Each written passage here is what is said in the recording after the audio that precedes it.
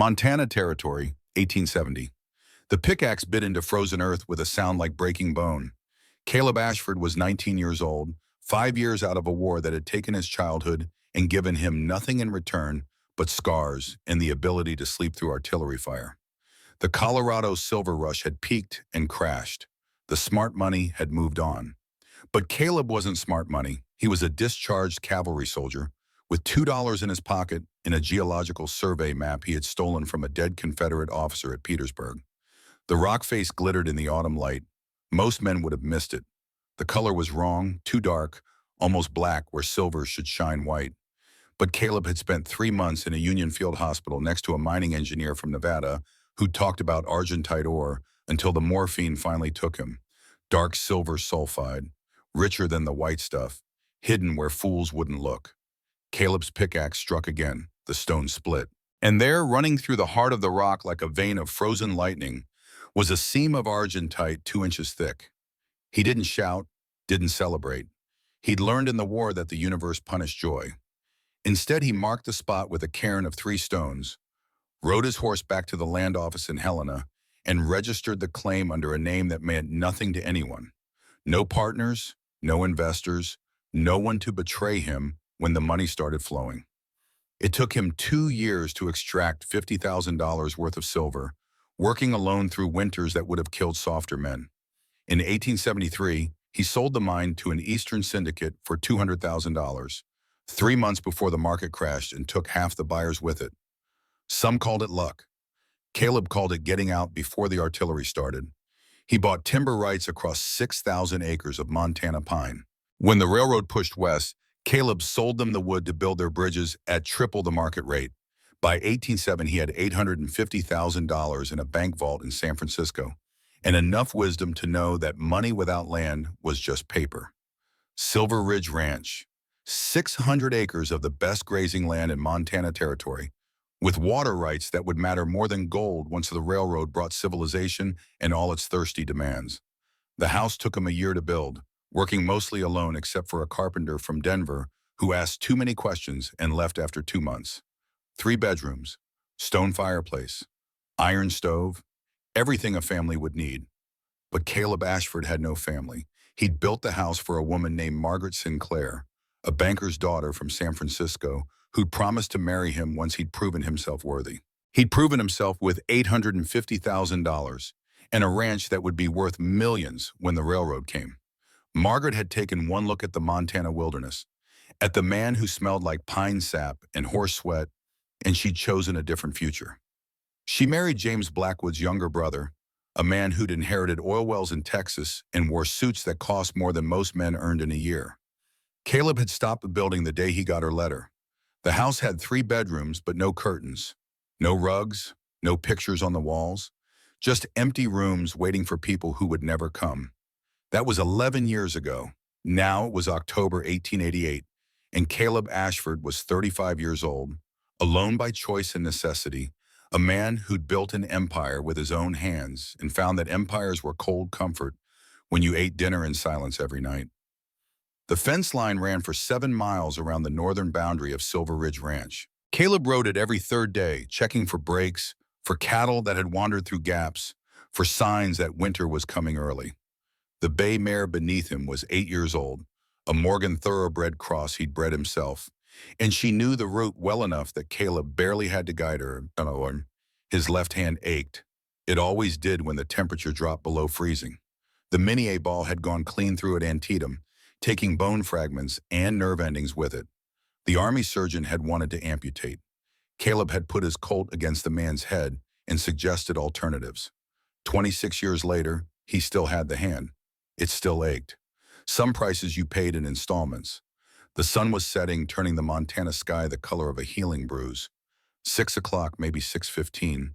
Temperature dropping fast, the kind of cold that had teeth. Caleb had learned to read weather the way some men read books. Storm coming, probably by midnight. Heavy snow. 3 days of it, if the clouds were telling the truth. That's when he saw the smoke, just a wisp, thin and gray, rising from the direction of the old Jameson claim. Nobody had lived there since Dutch Jameson went bust in '80, lost everything to a bad poker hand and a worse understanding of mining law. The claim sat abandoned, A half-collapsed shack and a played-out mine shaft that occasionally killed curious children who didn't listen to their mothers. Smoke meant people. People meant trouble. Caleb's hand moved to the Winchester rifle in his saddle scabbard, checking the action by habit. 15 rounds of 44-40 ammunition, enough to solve most problems that came up in Montana territory. He rode toward the smoke. The fire was nearly dead, just embers and ash in a poorly constructed ring of stones. A woman lay beside it, motionless, her face the color of old snow. Two children huddled against her, a boy of maybe 11 and a girl half that age. The boy was trying to start the fire again, working with hands that shook so badly he could barely hold the matches. The girl wasn't moving at all. Caleb's horse stopped 20 feet away. The boy's head snapped up. He had dark hair and darker eyes and the kind of careful stillness that meant he'd learned young that sudden movements could get you killed. "Get away from us," the boy said. His voice was steady, but there was fear underneath it, the kind that made boys do stupid things. Caleb dismounted slowly, keeping his hands visible. "Storm's coming. You'll be dead in 3 hours if you stay out here." "We don't need help." "Son, your mother's dying. You're trying to start a fire with wet wood. That little girl hasn't moved since I rode up." "Yes, you need help." The boy shifted position, putting himself between Caleb and the collapsed woman. "Protective, futile, brave. We'll manage." "No, you won't." Caleb moved closer. The boy tensed, but didn't run. Up close, Caleb could see the details that painted the whole picture. The woman's dress had been expensive once, maybe 2 years ago. Now it was patches over patches, threadbare at the elbows. The children's faces were hollow, the kind of hungry that took weeks to achieve. The boy's shoes had holes in both soles. The girl's coat was too thin for October, let alone for Montana. "What happened?" Caleb asked. "None of your business." "Fair enough." Caleb knelt beside the woman, pressing 2 fingers against her neck. Pulse fast and thready, fever heat radiating through her skin, breathing shallow. Pneumonia, probably. Couple days into it, maybe 3. The children looked like they'd been hungry for a month. "What's your name, son?" The boy hesitated. "Thomas." "Thomas what?" "Thomas Hayes. I'm Caleb Ashford. I own Silver Ridge Ranch, about 7 miles north. Your mother needs a doctor, and you need food, and there's a blizzard coming that'll kill all 3 of you if you're still out here when it hits. We tried the boarding house in town. We don't have enough money." "How much do you have?" Thomas opened his palm. 2 dimes and 3 pennies, 23 cents. Enough to buy a loaf of bread and half a pound of coffee. Not enough to keep 3 people alive through a Montana winter. "Where's your father?" "Dead, 2 years ago." "And you've been traveling since?" Thomas nodded. The girl stirred slightly, making a small sound like a wounded animal. Thomas reached down, touching her shoulder. "It's okay, Gracie. Mama's just resting." But Mama wasn't resting. Mama was dying. Caleb had seen enough dying in the war to recognize the look. Another 6 hours, maybe 12 if she was strong, the children would wake up tomorrow with a corpse. "Here's what's going to happen," Caleb said. "I'm going to take you to my ranch. Your mother needs medicine and warmth. You 2 need food. After she's better, we'll talk about what comes next. We're not charity cases." The words came out hard, proud, desperate. Caleb recognized the tone. He'd used it himself once, after the war, when he had nothing but his name and his refusal to accept handouts. "You're right," Caleb said. "You're not charity. But your mother's dying and your sister's got maybe 3 hours before hypothermia takes her. You can have pride or you can have family. Choose." Thomas looked at his mother, at his sister, at the 23 cents in his hand, at the soirée, which was darkening with the promise of snow. A boy making a man's decision with no good options. "If you hurt us," Thomas said quietly, "I'll kill you." "Fair enough." Caleb stood. "Help me get your mother on the horse." Elena Hayes weighed less than 100 pounds. Caleb could feel every bone in her back as he lifted her into the saddle. She didn't wake, which was probably a mercy. Thomas climbed up behind her, holding her steady. Caleb lifted the little girl. Grace. She opened her eyes once, looked at him with the kind of empty gaze that children got when they'd stopped expecting rescue, and then closed them again. The ride back took 40 minutes. The snow started 15 minutes in, light at first, then heavy, the kind of snowfall that erased horizons and turned the world into white static. Caleb navigated by memory and by the mare's instinct. The children didn't speak. The woman didn't move. By the time they reached Silver Ridge Ranch, the temperature had dropped to 10 degrees and the wind was singing murder songs through the pine trees. The house was dark and cold. Caleb kicked the door open, carried Elena Hayes inside. Laid her on his own bed. Thomas followed, still holding Grace. The boy's face was set in the stone, refusing to show fear or weakness, or any of the things that children felt when their mothers were dying. "Stoke the fire," Caleb said. "Big logs. We need heat fast." Thomas moved. Good. The boy could follow orders, could function in crisis. That would matter if his mother didn't make it. Caleb worked by instinct and by memory. Field medicine. The kind you learned in the war when surgeons were dead and supplies were gone and men died because nobody knew what to do. Strip the wet clothes, wrap in blankets, hot stones from the fireplace, wrapped in cloth, placed along the body to fight hypothermia, willow bark tea for fever, beef broth for dehydration and nutrition. Elena Hayes' fever was 104 degrees. Her breathing rattled. Her pulse jumped and skipped like a panicked animal. Pneumonia advanced. In a field hospital, she'd be marked for the death tent. But this wasn't a field hospital, and Caleb Ashford had spent 23 years learning that determined people could survive things that should kill them. He made Thomas help, showed him how to check pulse, how to count breaths, how to recognize the signs of crisis. The boy learned fast, asked good questions, didn't flinch when his mother's breathing stopped for 3 seconds before starting again. Grace slept through it all, wrapped in blankets by the fire, her small chest rising and falling in steady rhythm. Midnight came. The storm hit in full force, winds screaming around the house like a living thing. Elena Hayes' fever broke at 1 in the morning, sweat soaking through the blankets. Caleb changed them, brought fresh ones. Thomas sat in a chair beside the bed, watching his mother breathe, his face gray with exhaustion and fear. "Sleep," Caleb said. "I'll watch her." "No, easy. Son, you're no good to her if you collapse." "I said no." Caleb understood. He'd sat vigil over dying men in the war, refusing to leave even when officers ordered it. You didn't abandon people, not when they might wake up alone, not when they might die while you were sleeping. "Then I'll make coffee," Caleb said. Dawn came gray and cold. The storm was still raging, but Elena Hayes was breathing easier, her fever down to 101.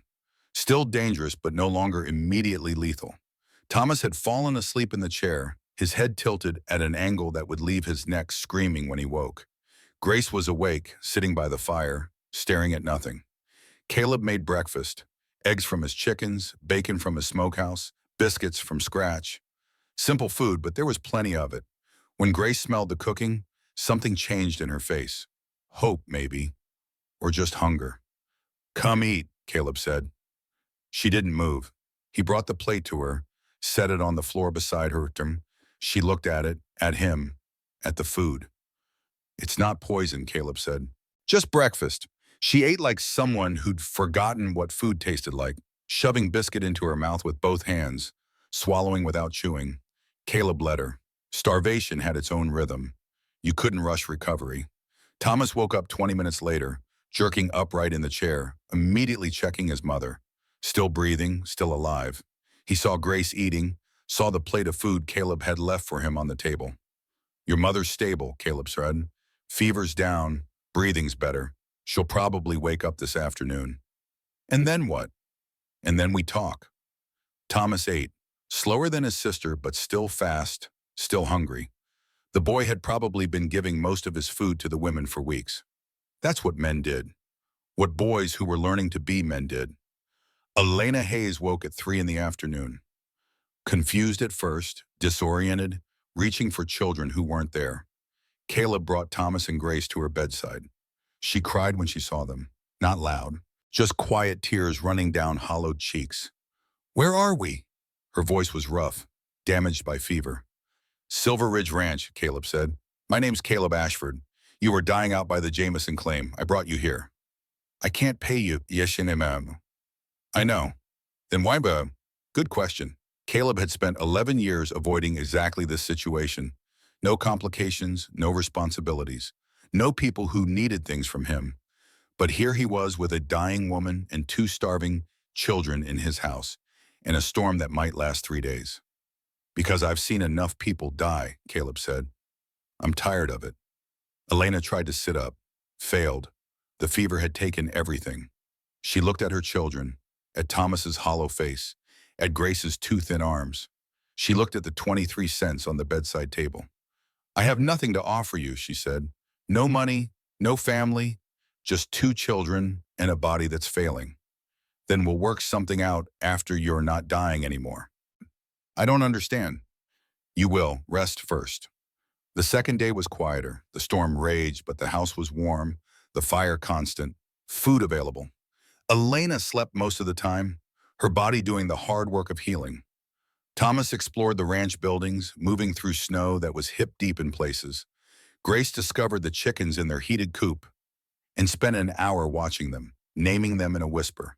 Henrietta, Beatrice, Martha, Adelaide, Constance, and the mean white one who she decided was Empress Victoria. Caleb watched them adapt, watched Thomas test boundaries, checking doors, looking for exits, making sure they could run if they needed to.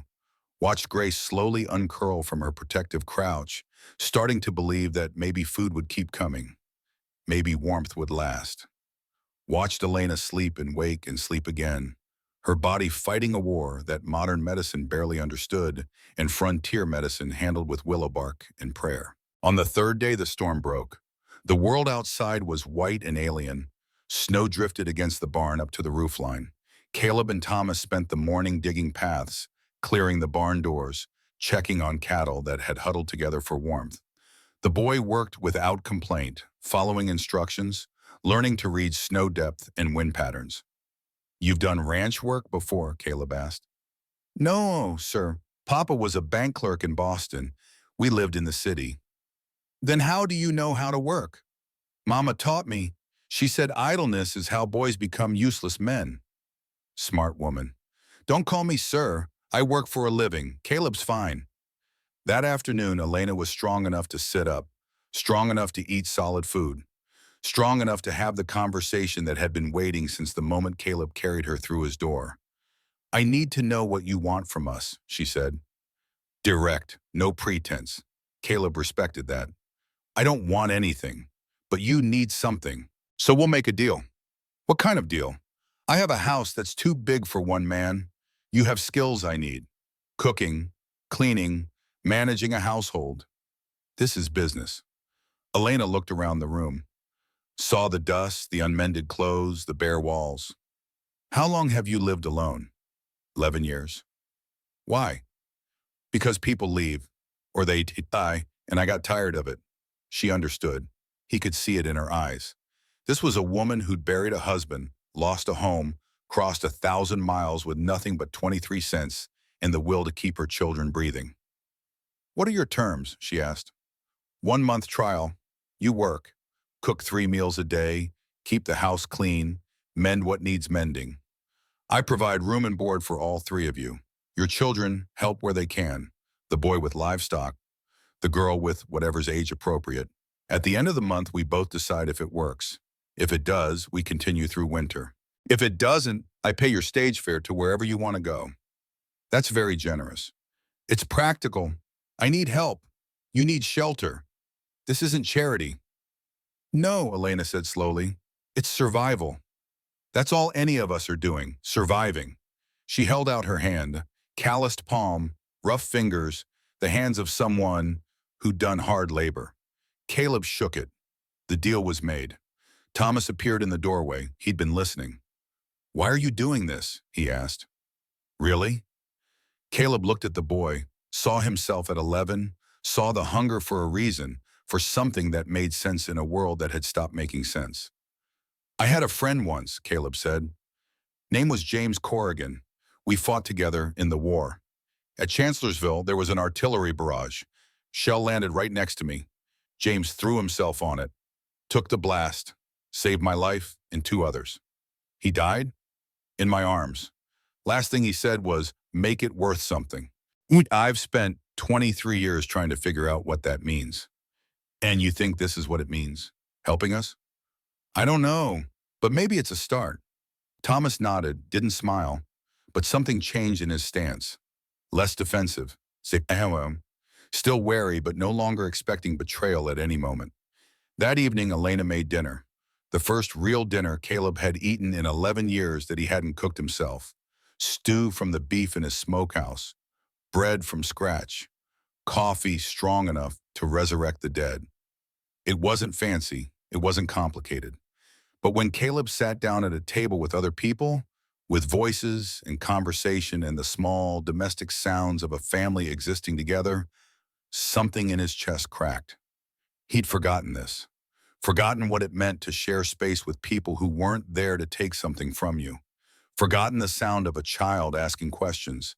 Forgotten the way a woman's presence changed a room, made it warmer somehow. After dinner, Grace brought him a drawing. Chickens, 6 of them rendered in charcoal on paper she'd found somewhere. They looked more like angry clouds than birds, but the intent was clear. These are your chickens, she said solemnly. Except Empress Victoria. She's mine now. Is that so? Yes, she told me. The chicken told you? She has opinions, strong ones. Caleb looked at Elena, who was trying not to smile. Thomas was openly grinning, and this 6-year-old girl had just claimed ownership of his chickens through sheer force of will. Well, Caleb said, I suppose if Empress Victoria has strong opinions, we should respect them. Grace nodded, satisfied. She took the drawing and pinned it to the wall beside the fireplace. The first decoration Silver Ridge Ranch had seen in 11 years. That night, lying in the spare bedroom because Elena had his bed and he'd given Thomas the other spare room, Caleb stared at the ceiling and tried to remember the last time he'd felt something other than empty. The last time he'd looked forward to tomorrow instead of just enduring it. He thought about James Corrigan, dead 23 years, but somehow still present. Thought about Margaret Sinclair, who'd wanted a different kind of man and had left him to become one alone. Thought about the house he'd built for a family that never came, and the way Grace's drawing looked on his wall, and the sound of Thomas's questions at dinner, and Elena's careful competence in his kitchen. Make it worth something, James had said. Maybe this was how you did it, not with grand gestures or heroic sacrifice, just with the quiet choice to let people in when every instinct screamed to keep the walls up. Maybe. The first week established patterns. Caleb and Thomas worked together in the mornings, checking cattle, mending fences, breaking ice on water troughs. The boy learned fast, asked good questions, didn't complain when the work was hard. Elena restored order to a house that had known only functional survival. Suddenly, there were curtains, pulled from a trunk in storage where Caleb had buried them 11 years ago. Curtains Margaret had chosen and he'd been too hurt to hang. Elena hung them without asking permission. And when Caleb saw them framing the kitchen window, catching afternoon light, he didn't tell her to take them down. Grace managed the chickens with the seriousness of a general commanding troops. She collected eggs, distributed feed, and maintained detailed reports on each hen's production that she delivered to Caleb every evening. Henrietta was reliable. Beatrice was lazy. Empress Victoria laid the best eggs but had, according to Grace, an attitude problem. On the 8th day, they went to town. Supplies. Salt, flour, coffee, things the ranch needed and Caleb usually bought alone. This time he brought the whole family in his wagon. That's what they looked like. A family. He could see it in the way people watched them arrive. Martha Thornton, who ran the general store with her husband, nearly dropped the bolt of cloth she was holding. Caleb Ashford, when she said, with a family, never thought I'd see the day. It's a business arrangement, Martha. Of course it is. Martha's smile said she didn't believe in him for a second. Mrs. Hayes, is it? I'm Martha Thornton. Welcome to Silver Creek. Elena shook her hand. Caleb noticed she didn't correct the implied assumption that she was married to him. Easier to let people think what they wanted than explain complicated truths. They bought supplies. Caleb paid cash. 6 months' worth of staples, enough to see them through a hard winter. $140, more than most families spent in a year. Martha watched the money stack up, watched the way Thomas helped load the wagon, watched Grace explain to anyone who'd listen about Empress Victoria's attitude problem. You know, Martha said to Caleb as he was leaving, the whole town's going to talk. Let them. I stopped caring what people think at Gettysburg. That's not what I mean. I mean people are going to assume things. About you and Mrs. Hayes. About whether this is proper. Martha, I'm 35 years old. I own 600 acres and enough money to buy Silver Creek twice over. I don't care what people assume. But she might. Caleb looked at Elena, who was helping Grace into the wagon. Then she can tell me herself. On the ride home, Elena did exactly that. We need to talk about appearances. What about them? You heard Martha, the town's going to gossip. They're going to assume we're involved. Does that bother you? It bothers me that my children might hear things. That Thomas might have to fight boys who say crude things about his mother. Then we'll deal with that if it happens. Just like that? Yes, just like that. Elena was quiet for a long moment. You are not what I expected. What did you expect? A man who wanted something. Payment, services, the usual things desperate women provide when they have nothing else to trade. I've got money. If I wanted those things, I could buy them in any town between here and San Francisco. What I can't buy is... Caleb stopped. He'd been about to say what I lost. About to admit to money. Is what? Time, they've gone. I can't buy back the 11 years I spent alone because I was too angry to let anyone close. And now? Now I'm too tired to stay angry. They rode in silence after that, but it was a different kind of silence, not uncomfortable. Just two people who understood what it meant to lose everything and keep walking anyway. That night, Thomas found the cavalry saber. It hung above the fireplace, a Model 1860 light cavalry saber, with the U.S. marking still visible on the blade, despite decades of careful maintenance. Thomas stared at it with the fascination of a boy who'd never seen war, but understood its mythology. Can I hold it? He asked. Do you know how? No, sir, Caleb. Caleb took the saber down, showed Thomas the proper grip, the balance point, the way cavalry soldiers learn to extend and withdraw without overextending. The boy was clumsy at first, but determined. He listened. He practiced. He didn't give up. This was your friend's? Thomas asked. James? It was. He carried it at Chancellorsville. After he died, I kept it. Seemed wrong to let it rust or be sold for scrap. Did you use it? In battle? Twice, Spotsylvania and Petersburg. Did it save you? No, James saved me. The saber just stayed with me after he couldn't. Thomas was quiet, running his hand along the blade's flat. My papa didn't have anything like this. He worked in a bank, wore a suit, counted other people's money. That's honest work. But it didn't save him. The consumption took him anyway, and all his numbers didn't matter when the creditors came. Your papa sounds like a good man who had bad luck. He was. I miss him. I know. Do you think he'd be proud of me? Learning this? Learning to work a ranch? Caleb looked at the boy, 11 years old and already carrying the weight of being the man of the family. Already learning that life didn't care about fair or unfair, just about survival. I think, Caleb said carefully, that any father would be proud to have a son like you. Thomas's eyes watered. He didn't cry, but something in him relaxed just a little. A burden shared, even if not lifted. The second week brought the hard work, teaching Thomas to ride properly, not just sit on a horse, but control it, guide it, make it an extension of will. Elena reorganized the kitchen, the pantry, the entire household system that Caleb had maintained through sheer bloody-minded repetition. Grace expanded her chicken empire, discovering that one of the hens was brooding and needed to be separated. Adelaide's going to have babies, Grace announced at dinner. If the eggs are fertile, Caleb said, no guarantees. They're fertile. Adelaide told me. The chicken told you. She has opinions about reproduction. Caleb looked at Elena, who was trying desperately not to laugh, looked at Thomas, who'd given up and was grinning openly, looked at this 6-year-old girl who had apparently established telepathic communication with his chickens. Well, Caleb said, I suppose we should trust Adelaide's judgment on the matter. That night, he woke at 2 a.m. to the sound of screaming. His screaming. The nightmare had him again. Chancellorsville, the artillery barrage, James throwing himself on the shell. The explosion that turned the world red and took away the only friend Caleb had ever trusted. He sat up in bed, shaking, sweat-soaked. The door opened. Elena stood there in her nightgown, a candle in her hand. "You're not the only one who has nightmares," she said quietly. "I'm sorry, did I wake you?" "You've woken me every night since we got here. I just didn't say anything." She sat in the chair beside his bed, not touching, just present. "Do you want to talk about it?" "No." "Fair enough, but you're not alone with them anymore. That's something in. Is it?" "I think so. When William was dying, I used to wake up screaming. Thomas would hear. He was 9, too young to understand, but old enough to be scared. After William died, I stopped screaming. Not because the nightmares went away, because I was the only adult left, and adults don't get to break." "That's not fair." "No, it's survival. But now there's someone else, so maybe we can both afford to break a little."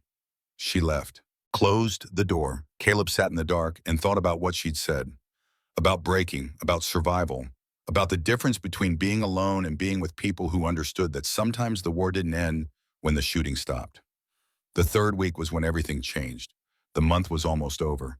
They'd stopped mentioning it, stopped talking about the trial period or what came next. They'd just fallen into patterns that felt less like temporary arrangements and more like life. Then the letter came, delivered by a writer from town. Expensive paper, expensive ink, expensive everything. The seal was unfamiliar, but the name at the bottom made Caleb's jaw clench. Vincent Blackwood. Request the honor of meeting to discuss land matters of mutual interest. Confident we can reach arrangement beneficial to both parties. Failure to respond will be considered hostile intent. Hostile intent. Mahan. That was lawyer talk. That was threat wrapped in courtesy. "Who's Vincent Blackwood?" Elena asked. She'd been reading over his shoulder. "A man who thinks money solves everything." "And does it?" "It solves most things, not all." That evening, after the children were in bed, Caleb told Elena the full story. Vincent Blackwood, Confederate veteran, turned land baron, 56 years old and rich enough to buy Montana territory twice over. He'd been buying up ranches all year, consolidating holdings, preparing for the railroad that would make water rights more valuable than gold. "He wants Silver Ridge?" Elena asked. "He wants the water rights. The creek that runs through my property feeds everything downstream. Control that, and you control the valley." "What will you do?" "Tell him no. And if he doesn't accept no, then we'll deal with what comes." Elena was quiet. Then she said, "We?" Caleb looked at her, at this woman who'd come to his ranch with 23 cents and 2 starving children, who'd somehow transformed his house from a monument to isolation into something that felt dangerously close to home. "Yes," he said, "we." The month ended on November 30th. No one mentioned it. They ate dinner. Grace reported on Empress Victoria's continuing attitude problem. Thomas asked about rifle maintenance. Elena mentioned that the pantry needed reorganizing. Normal things, daily things, the kind of things that families discussed without thinking about whether they were a family at all. Later, Elena found Caleb on the porch. He was cleaning the cavalry saber, the ritual he performed every week. She sat beside him, not speaking, just present in the way she'd learned he preferred. Words were sometimes too heavy. "The month's over," she finally said. "I know. We haven't talked about what comes next." "No." "Why not?" Caleb kept polishing the saber, steady strokes, muscle memory from 23 years of maintenance. "Because I don't want you to leave." "We don't want to leave either." "Then stay." "For how long?" "As long as it works. Through winter, at least. Maybe longer. Maybe indefinitely." Elena touched his hand, made him stop polishing and look at her. "What are we doing, Caleb?" "Really?" "I don't know. I thought this was business. Practical arrangement. But it stopped being that about 2 weeks ago." "When did it stop?" "When I realized I was looking forward to dinner. When I started thinking about what Thomas needed to learn next. When I caught myself smiling at Grace's chicken reports. When I stopped sleeping through my nightmares because I knew you'd hear and I knew that mattered." "I'm scared," Elena said. "Of what?" "Of this. Of letting my children get attached. of getting attached myself, of building something and then losing it. I'm scared too. I've spent 11 years making sure I couldn't lose anything by refusing to have anything worth losing. And now you're here, and your children are here, and I have everything to lose. So what do we do? Caleb looked at her, at this woman who'd faced death and poverty and 1,000 miles of hardship and still found the courage to keep walking. We do what James taught me at Chancellorsville. We do what's right despite being scared. And what's right? This, you staying, your children staying, us figuring out what comes next together instead of alone. Elena smiled. It was the first real smile he'd seen from her. Not polite, not careful, just genuine. All right, we'll stay. Through winter? Through whatever comes. They sat in silence after that. The Montana night was cold and clear, stars scattered across the sky like someone had thrown diamonds. Inside the house, Thomas and Grace were sleeping, safe and warm and fed. Tomorrow would bring work and challenges, and probably Vincent Blackwood with his threats and his money.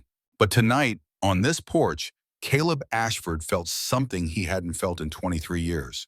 Not alone. The next morning brought Vincent Blackwood himself.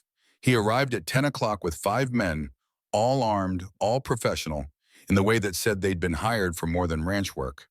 Caleb stood on his porch, Thomas beside him despite Elena's protests, and watched the richest man in Montana territory dismount from a horse that cost more than most homesteads.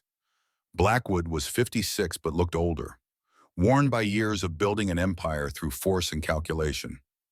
Confederate cavalry officer once, land baron now, the kind of man who thought winning was the only thing that mattered and losing wasn't possible. Major Ashford, Blackwood said. His voice was smooth, educated, dangerous. I was never a major, and you're on private property.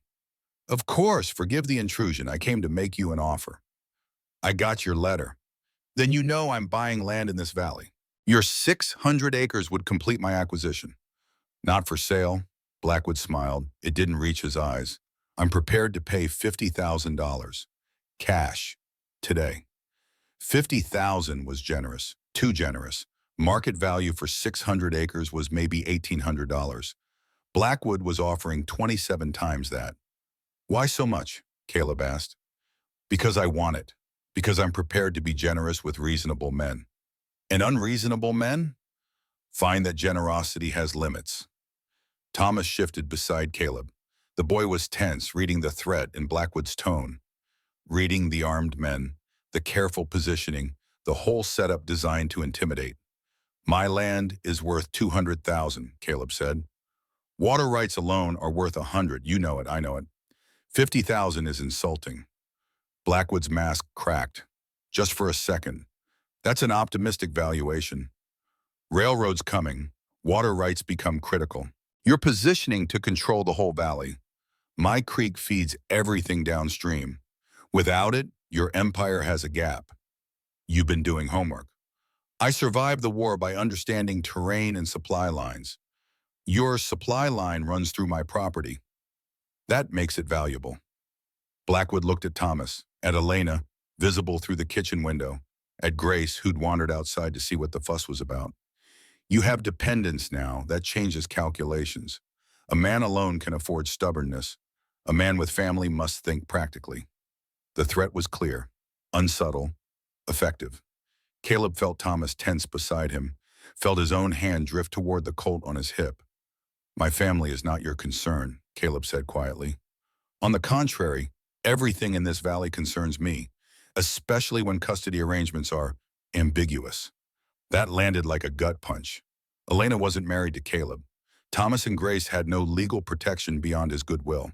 Blackwood could make trouble with county officials, claim the children were being endangered, involve courts and lawyers and bureaucracy that would cost time and money to fight. This conversation is over, Caleb said. Get off my land. Blackwood tipped his hat. Think carefully, Major. Winter is long. Accidents happen. I'd hate for anything unfortunate to befall anyone under your care. He mounted his horse. His men followed. They rode away slowly, deliberately, making sure Caleb understood this wasn't over. After they left, Elena came outside. She'd heard everything. He threatened us. Yes. What do we do? We prepare. Vincent Blackwood just made the biggest mistake of his life. What mistake? Caleb looked at her, at Thomas, at Grace, who was explaining to Empress Victoria that the bad men were gone now. He assumed I have something to lose. He's right, but he's wrong about what that means. I don't understand. For 11 years, I had nothing worth protecting. No reason to fight, no reason to do anything but survive.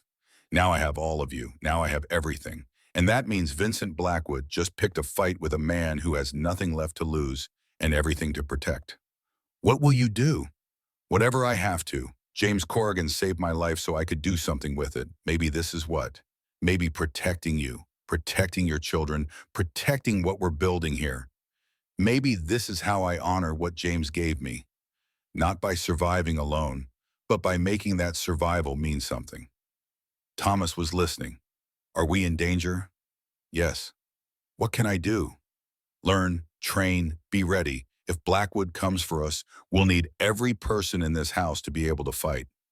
That afternoon, Caleb began teaching Thomas to shoot. Not the careful target practice they'd done before. Combat shooting, quick draw, moving targets. The kind of skills you needed when men with guns came to take what was yours. Elena watched from the porch. Grace watched from the chicken coop. And somewhere in the distance, Vincent Blackwood was planning his next move in a game that only one side knew they were playing. Winter was coming. War was coming. And Caleb Ashford, who'd spent 11 years alone, finally had something worth fighting for. The question was whether he could keep it. December came to Montana territory with teeth. The temperature dropped to 15 below zero and stayed there for a week.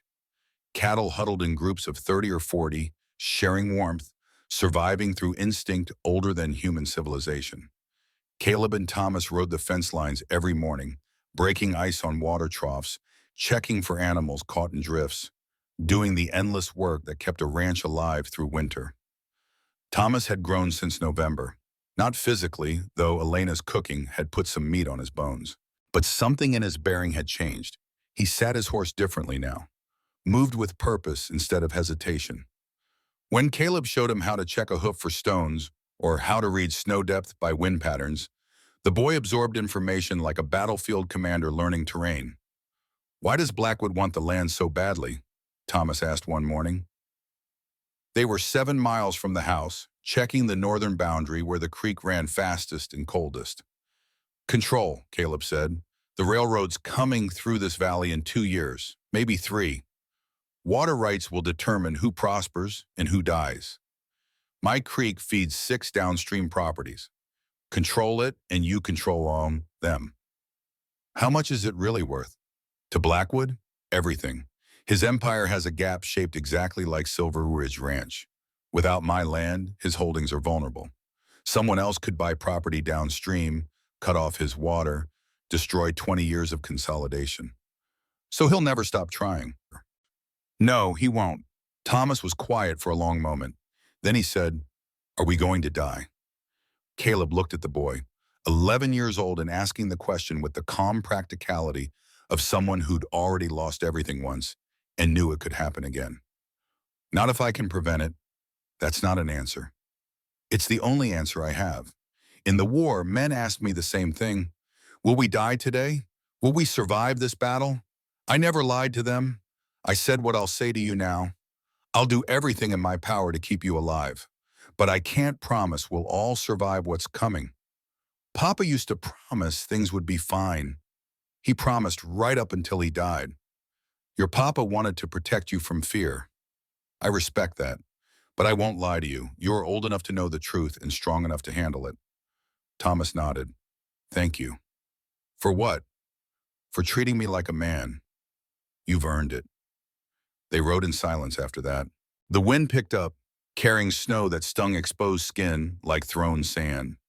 Montana winter didn't care about fairness or justice or who deserved to survive. It just tested everyone and took the ones who failed.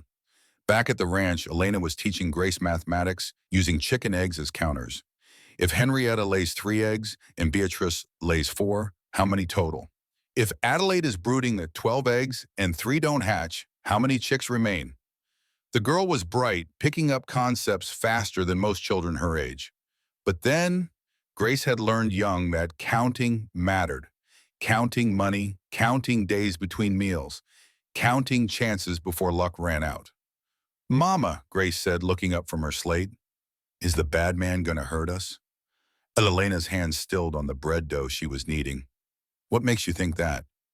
"I heard you and Caleb talking. After the bad man came, you were scared." "I was concerned. That's different from scared." "You sounded the same as when Papa was dying, like you were trying to be brave but weren't sure if brave was enough." Elena sat down beside her daughter, 6 years old and already too wise for childhood. "Mr. Blackwood wants something Caleb won't sell. That makes him dangerous. But Caleb is keeping us safe. What if Caleb can't? Then we'll keep ourselves safe. That's what we've always done, isn't it? Since Papa died, we've survived because we're strong. You and me and Thomas. We're strong enough to survive anything." Grace considered this. "I don't feel strong." "Strength isn't about feeling, it's about continuing when you want to stop. You're one of the strongest people I know." "Stronger than Caleb?" "Different kind of strong. Caleb survived a war. You survived losing everything. Both kinds of strength matter." Grace went back to her mathematics. Elena went back to her bread. But something in the conversation stayed with her. The fear in her daughter's voice. The questions she herself had been avoiding. What if Caleb couldn't protect them? What if Vincent Blackwood proved unstoppable? What then? That afternoon, Pete Lawson arrived. He was 53 years old, missing his left arm from Cold Harbor, running a failing ranch 10 miles south. He dismounted awkwardly, compensating for balance thrown off by missing weight. "Caleb, he said, "we need to talk."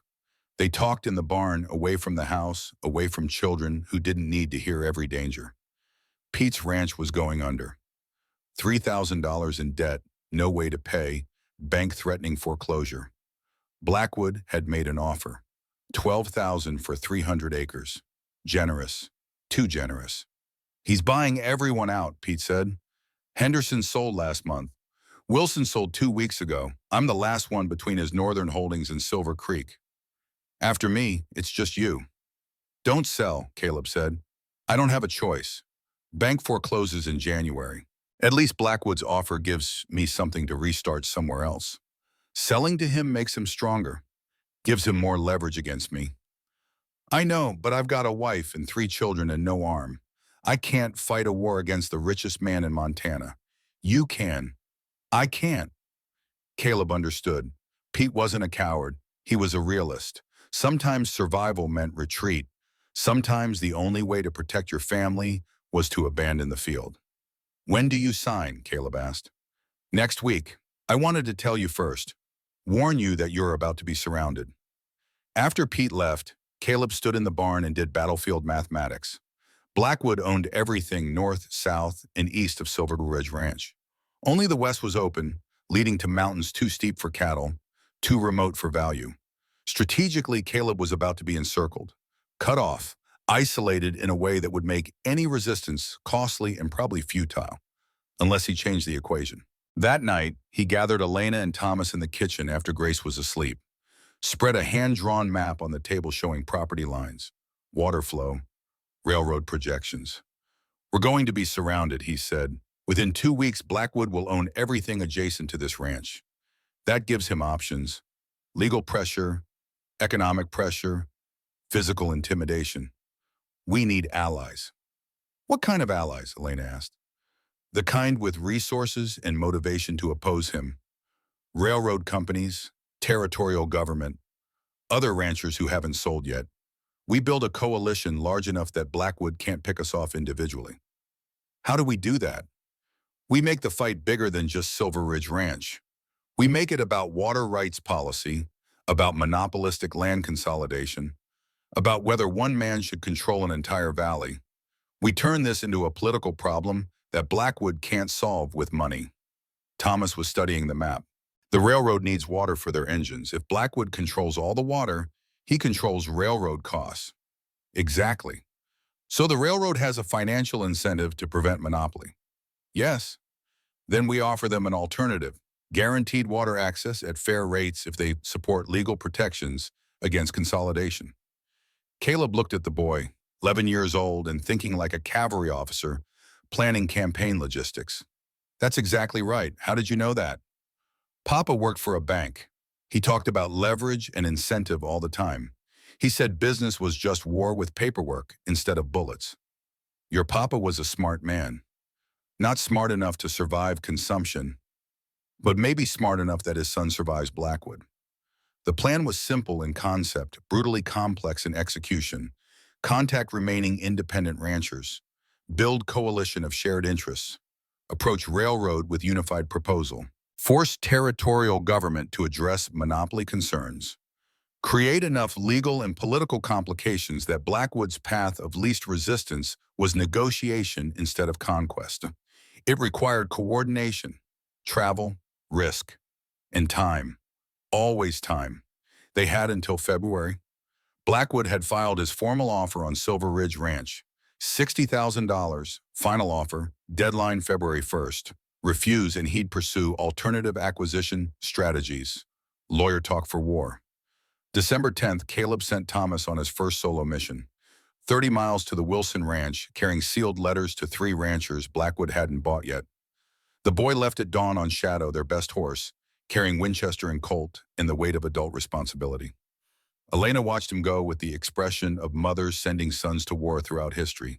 Fear, pride, the terrible knowledge that protection eventually means letting go.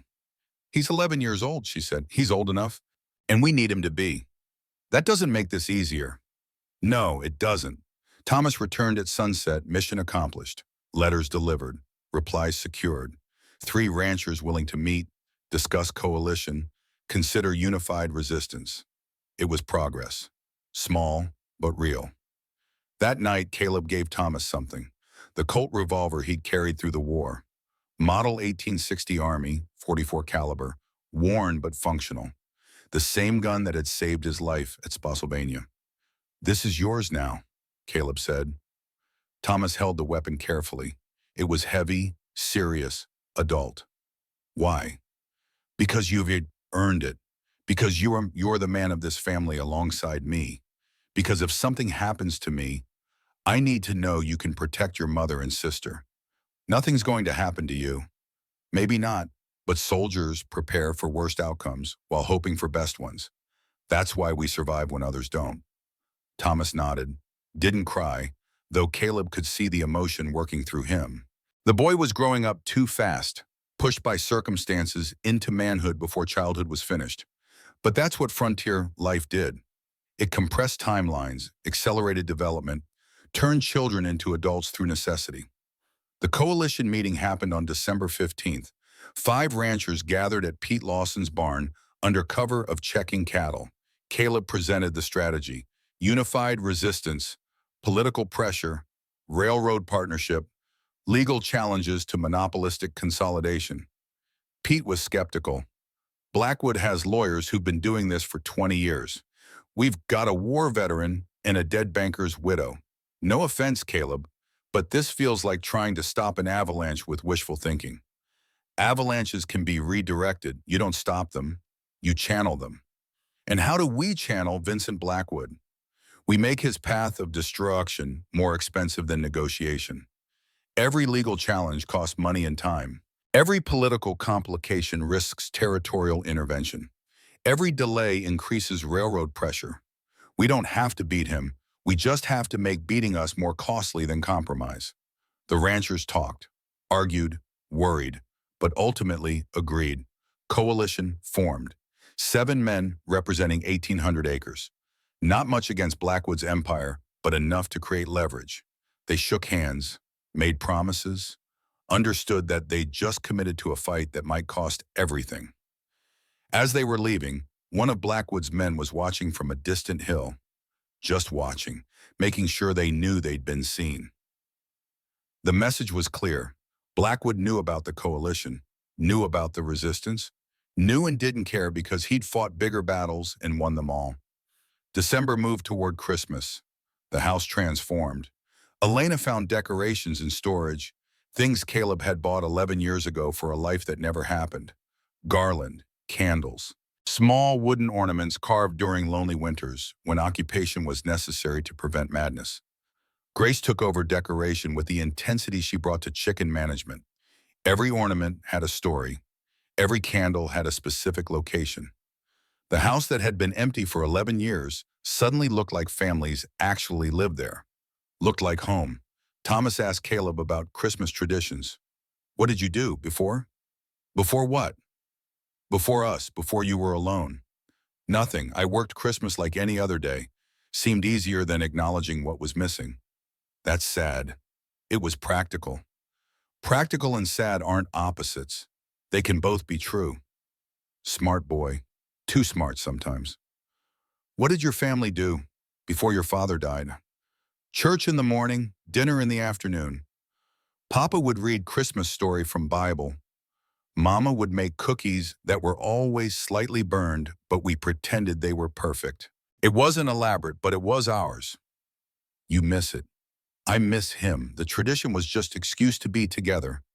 Now we're together without him, and it feels wrong, like we're forgetting him by continuing without him. Caleb understood that. After Margaret left, he'd destroyed every tradition they'd planned together. Easier to eliminate reminders than endure their absence. Your father wouldn't want you to stop living because he might, Caleb said. He'd want you to build new traditions. Honor his memory by continuing forward, not by stopping. How do you know? Because that's what James would have wanted for me. And I spent 23 years ignoring that wisdom because grief made it easier to stop than continue. Are you continuing now? I'm trying. You're helping. Christmas Eve arrived cold and clear. Temperature 20 below, stars so bright they looked artificial. Caleb had a tradition nobody knew about. Every Christmas Eve since Chancellorsville, he rode to a hilltop 5 miles north where he'd buried a piece of James Corrigan's uniform. Not a real grave. James was buried in Virginia, but a symbol, a place to remember. This year he took Thomas. They rode in silence, watching their breath cloud in freezing air. The hilltop was marked by a single stone Caleb had placed 23 years ago. No inscription, nothing that would invite questions, just rock on a hill where one man came to talk to dead friends. Caleb dismounted, stood before the stone. Thomas stayed on his horse, understanding this was private ceremony. James, Caleb said quietly, it's been another year. A lot's happened. You'd be surprised. I have people now, a woman, 2 children, not mine by blood, but mine by choice. I think you'd approve. I think you'd say I finally figured out what you meant. He paused. Wind picked up, carrying snow that had fallen yesterday and hadn't settled yet. I'm scared, Caleb admitted. Man named Blackwood wants to take him everything. I'm going to have to fight him, and I don't know if I'm strong enough. Not like I was in the war. I'm older, slower, more to lose. Thomas spoke from his horse. You're talking to him. Yes. Does it help? Sometimes. Saying things aloud makes them real. Real things can be faced. Thomas dismounted, stood beside Caleb. Can I talk to my papa, even though he's not here? Yes, the boy faced the stone. Papa, it's Thomas. I'm in Montana now, learning to be a rancher, learning to fight and ride and protect Mama and Gracie. I miss you. I wish you were here. I wish you could see what I'm becoming. His voice cracked. I'm scared too. Scared I'm forgetting you. Scared I'm replacing you with Caleb. But Mama says you'd want me to keep living, keep growing. Says you'd be proud. I hope that's true. I hope wherever you are, you know I'm trying to be the man you wanted me to be. Thomas started crying. Quiet tears, barely visible in starlight. Caleb put a hand on the boy's shoulder. Didn't speak. Just stood there while Thomas grieved for a father who died 2 years ago, but was being buried again in this moment of moving forward. After a while, Thomas wiped his eyes. Sorry. Don't be. Grief doesn't follow schedules. Are you still grieving after 23 years? Yes, but it's different now, less sharp, more like permanent scar than fresh wound. You learn to carry it. I don't want to carry it forever. You won't. Eventually it becomes part of you instead of weight you're carrying. Takes time, though. They rode back slowly. The ranch house was visible from 3 miles away, lit by candles Elena had placed in every window. Looked like a lighthouse in an ocean of snow. Looked like home. Inside, Grace was waiting with impatience vibrating through her small frame. You're late. Dinner's ready. Empress Victoria laid an egg special for tonight, and if it gets cold, she'll be offended. Can't offend Empress Victoria, Caleb said seriously. No, she has opinions about punctuality. Dinner was ham from the smokehouse, potatoes from the cellar, bread fresh baked that morning. Grace's special egg was soft-boiled and divided 4 ways. Simple food but abundant. The kind of meal that represented security and survival and the incredible luxury of not being hungry. After dinner, Caleb gave gifts. He'd carved them over previous weeks, working late at night when others were sleeping. For Thomas, a knife with handle carved from elk antler. Practical, adult, a tool for a man. For Grace, a small wooden chicken that looked suspiciously like Empress Victoria, complete with carved scowl. She's perfect, Grace breathed. She has the same attitude. Elena gave Caleb socks she'd knitted from wool she'd bought in town with money saved from household budget.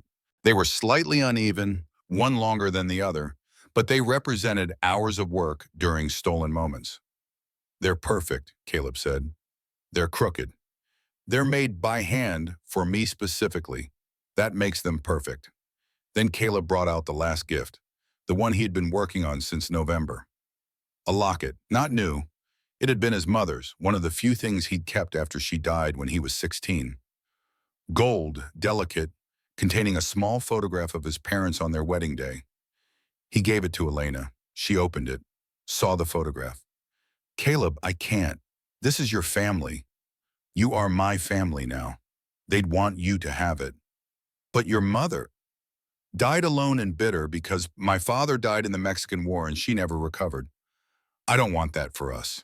I don't want fear to make us waste what we have. Elena's eyes filled with tears. What are we doing? Really? I don't know, but I know I want to keep doing it. Even with Blackwood? Even with everything coming? Especially with everything coming. James died so I could survive. Maybe I survived so I could protect you. Maybe this is the point, the reason. Or maybe we're all just making meaning out of random chance. Maybe, but I choose to believe otherwise. Elena closed the locket, put it around her neck. Thank you. They sat by the fire after the children went to bed, close but not touching. The line between employer and employee, between allies and something more, was blurring daily, but neither was willing to cross it completely. Too much uncertainty, too much at stake. I'm falling in love with you, Elena said quietly. I thought you should know. Caleb didn't move. I know. Does it change things? Yes. How? Makes me more dangerous to Blackwood. Man with nothing to lose will accept death. Man with everything to lose will do anything to survive. That's not romantic. No, but it's true. Elena leaned against him, just slightly, just enough that warmth transferred through clothing. I'm terrified of losing this. So am I. Then what do? We fight, we survive, we protect what we're building. And if we can't, then at least we tried. At least we chose love over fear. That's more than most people manage. They sat until the fire died, until cold crept back into the house, until responsibility demanded sleep because morning would come early and work wouldn't wait. But in that moment, beside a dying fire on Christmas Eve 1888, Caleb Ashford believed for the first time in 23 years that maybe James Corrigan's sacrifice hadn't been meaningless. Maybe this was the point, this moment, this family, this choice to fight for something instead of just surviving. December 27th brought the coalition's second meeting, larger this time. 9 ranchers, 1 railroad representative who'd come quietly without official company knowledge, 1 territorial deputy marshal who owed Caleb a favor from the war. The strategy was solidifying. Railroad would support water rights legislation protecting against monopolistic control. Deputy Marshal would investigate Blackwood's acquisition methods for legal irregularities. Ranchers would petition territorial government for emergency protections. It was working. Slowly, carefully, but working. Momentum building. Blackwood's path of least resistance was developing obstacles. That's when the fire started, December 29th, 3 in the morning. Caleb woke to smoke. His war instincts took over before conscious thought.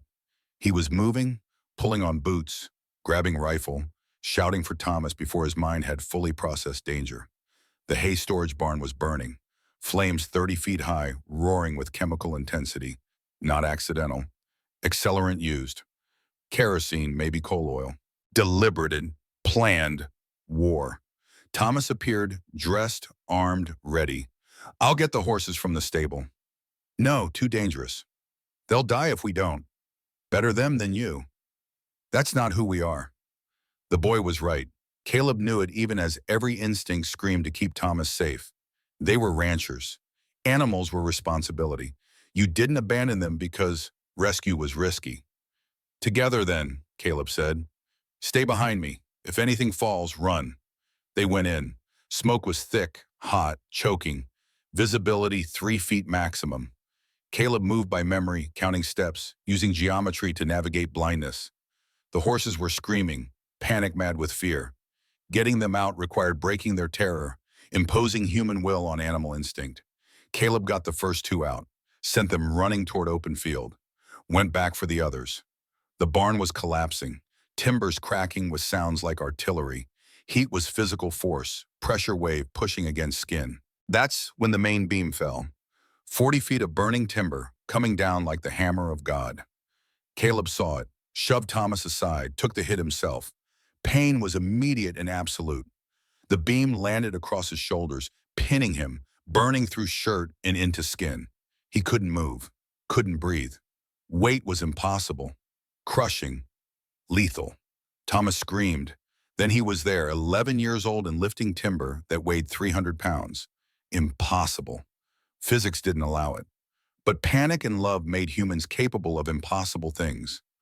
The boy lifted just enough that Caleb could roll, escape, survive. They crawled out together, emerged from smoke and flame into freezing air that felt like salvation. Elena was there. Pete Lawson was there somehow, having seen flames from 3 miles away and ridden hard. Others coming, neighbors, coalition members, people who'd decided that when one member was attacked, all were attacked. The barn burned for 6 hours, 50% of winter hay gone, $1,200 in feed, months of preparation destroyed. It could have been worse. Could have been the main barn with all the horses. Could have been the house, but it was bad enough. At dawn, Sheriff Morrison arrived, examined the burn site, found kerosene residue, found boot prints in snow that matched known Blackwood employees, found enough evidence to justify investigation, but not enough for immediate arrest. This is attempted murder, Elena said. Her voice was shaking with rage. They tried to kill my family.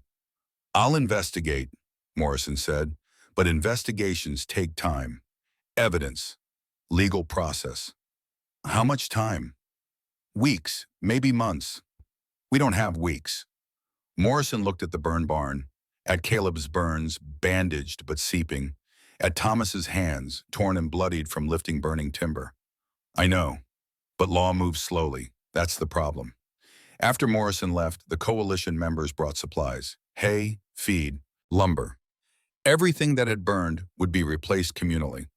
Attack on one was attack on all. This was frontier justice. This was how communities survived when official protection was inadequate. Pete Lawson stayed until noon, helping clear debris. Before leaving, he pulled Caleb aside. I'm not selling to Blackwood anymore. Pete, you have to. Bank forecloses otherwise. I'll find another way. Borrow from family, sell something else, but I won't give that man what he wants after this. He crossed a line. This puts your family at risk. They're already at risk. We all are.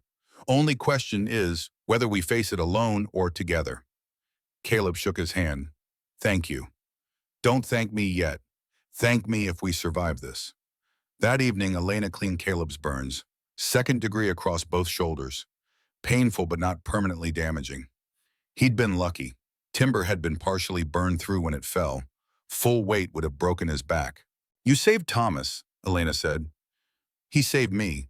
Lifting that timber should have been impossible. Love makes impossible things possible. Or desperation. What's the difference? Caleb didn't have an answer for that. Later, after Elena had gone to bed, Thomas found Caleb on the porch. The boy sat beside him in silence for long minutes. Then he said, I wasn't strong enough. I needed to be stronger. You were strong enough. We both survived. Barely, if the timber had fallen differently, but it didn't. Battlefield retrospection is useless. We can only control what happens next, not what might have happened. What does happen next? Blackwood escalates. We escalate. Eventually someone wins. What if it's him? Then we lose everything, but we'll have tried. That matters. Does it? Papa tried. He still died. Your father tried to survive consumption with 1880s medicine. He faced impossible odds. We're facing difficult odds. Different. How do you know the difference? Experience, instinct, and faith that sometimes the universe lets good people win. You believe that? After everything? I choose to believe it. Choosing hope over despair is its own kind of courage. Thomas nodded. They sat watching stars emerge as clouds cleared. Somewhere to the south, Vincent Blackwood was planning next moves. Somewhere in the valley, coalition members were preparing for war. And here, on this porch, two people who'd become family through choice rather than blood were deciding that some things were worth fighting for even when victory wasn't guaranteed. January arrived with news that changed everything. Vincent Blackwood had filed a legal claim. Said Caleb's original survey was fraudulent. Claimed the surveyor, a man named Arthur Morton, who died in 1881, had admitted to falsifying boundary markers before his death. Claimed Caleb's property extended only 400 acres, not 600. The disputed 200 acres included the creek, the water rights, everything that mattered. Court date set for February 14th, Valentine's Day. Blackwood had a sense of irony. If Caleb lost, he lost 2/3 of his ranch's value, lost the water rights, lost strategic position, lost everything that made Silver Ridge Ranch defensible. He needed proof of survey legitimacy, needed original notes, original surveys, original documentation. But Arthur Morton had been dead 7 years, and his papers had been destroyed in a fire 3 years after his death, almost as if someone had planned it that way. We need a miracle, Elena said. Miracles are just preparation meeting opportunity, Caleb replied. But he didn't sound convinced. That's when they got the letter from Judge Augustus Hayes, not a relative of Elena, despite shared surname, just coincidence in a world that specialized in cruel coincidences. Hayes was territorial judge presiding over the survey dispute, and he was also blind. The letter said Hayes had original survey notes, said Arthur Morton had been his friend, said Morton kept meticulous records in Braille because Hayes would review them by touch, said those notes still existed in Hayes's private collection, said he'd testify in court if they could bring him the documents he'd stored in Helena. Helena was 120 miles away, through winter mountain passes, 3 days travel minimum, 6 days round trip, and court was in 4 weeks. I'll go, Thomas said. Absolutely not. You can't. Your burns aren't healed. Pete has one arm. The other coalition members are too old or too slow. I'm the only one fast enough. You're 11 years old, period. I'm the man who lifted burning timber off you. I'm old enough. Caleb looked at Elena. She was pale but nodding. He's right. We have no choice. There's always choice. I can go myself. And arrive too injured to be useful? And leave us unprotected if Blackwood attacks while you're gone? Thomas is right and you know it. Caleb did know it, hated it but knew it. War required sacrifice, required putting people at risk because mission demanded it. He'd sent 18-year-old soldiers on suicide missions during the war because strategic necessity outweighed individual safety. But this was different. This was Thomas. This was the boy who'd become his son in everything but law. If you go, Caleb said slowly, you go fully prepared. Best horse, best weapons, money, maps, instructions for every contingency. I understand. And you don't take unnecessary risks. If there's danger, you run. If there's trouble, you hide. Mission is important, but your life is more important. Yes, sir. Don't call me sir. I'm your father now, or as close as matters. Thomas's eyes widened. You mean that? Yes. I should have said it weeks ago. I'm slow with words, but yes. You're my son in every way that matters. Thomas hugged him. First time, sudden and fierce and desperate. I'll come back, I promise. You better. Your mother will kill me if you don't. They spent 2 days preparing. Shadow was their best horse, fastest and most enduring. Winchester rifle, Colt revolver, $50 in cash, enough to bribe or buy help if needed. Maps marked with friendly ranches, places Thomas could stop if trouble emerged. Emergency plans, contingencies, everything Caleb could think of to keep a boy alive on dangerous journey through hostile territory. The night before departure, Elena gave Thomas something. His father's pocket watch, the one possession from Boston she'd managed to keep. "Papa gave this to me before he died," she said. "Said time is the only thing we can't buy more of. Said use it wisely. You're using time wisely. He'd be proud. I'll bring it back. Bring yourself back. The watch doesn't matter. You matter." Thomas left at dawn. Caleb watched him ride north, watched Shadow's dark shape grow smaller against white snow until distance swallowed them both. Elena stood beside him, holding Grace, all three watching the same point where the boy had disappeared. "What have we done?" Elena whispered. "What we had to. What if he doesn't come back? Then we'll have lost everything that matters. I can't lose another child." "You won't. Thomas is smart and capable and carrying every skill I could teach him. He'll survive." "You don't know that." "No, but I believe it. That's all we have." The waiting was worse than combat. In battle, you had action, adrenaline, purpose. Waiting meant nothing but imagination and fear. Every hour wondering where Thomas was, whether he was safe, whether they'd sent a boy to die because adults couldn't solve problems themselves. 48 hours. That's how long it took for the silence to become unbearable. Caleb couldn't sleep, couldn't eat, just paced and worried and performed rituals that did nothing but occupy time. On the third day, a telegraph arrived from Helena. 11 words that changed everything. "Arrived safely, found judge, returning with documents, Thomas Hayes."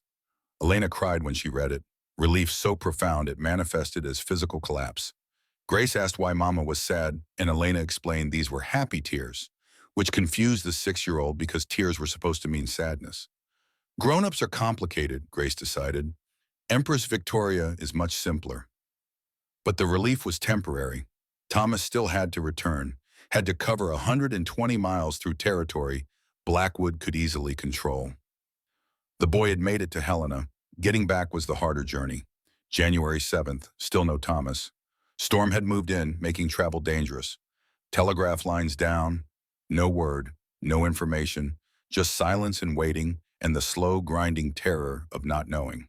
January 8th, nothing. January 9th, a rider appeared at dawn. Not Thomas, one of Blackwood's men. He delivered a message and left without speaking. The message was simple. "Your boy is traveling dangerous roads. Accidents happen in winter.